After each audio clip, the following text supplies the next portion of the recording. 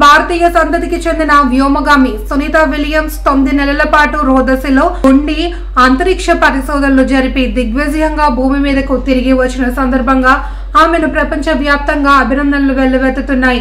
కాకినాడ జిల్లా ఏలేశ్వరం జిల్లా పరిషత్ బాలికల ఉన్నత పాఠశాల కోనేటి బడిలో విద్యార్థులతో హర్షాతి కార్యక్రమం ఏర్పాటు చేశారు. ఏలేశ్వరం ప్రెస్ క్లబ్ అధ్యక్షుడు స్వర్ణంపొడి శ్రీను ఆధ్వర్యంలో ఏర్పాటు చేసిన కార్యక్రమానికి నగర panchayat chairman Alamanda Satyavathi Chalamayya, doctor Vijayababu, MEO అబ్బాయి ముఖ్య అతిథులుగా హాజరయ్యారు.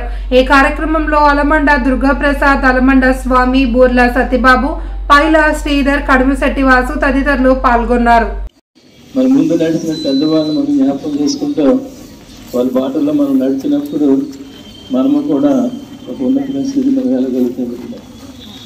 కనుక ఆమె చేసినటువంటి త్యాగాన్ని మన దేశంలో పుట్టి మరి అమెరికా దేశంలో ఉండి స్పేస్ పైలట్లో ఉండి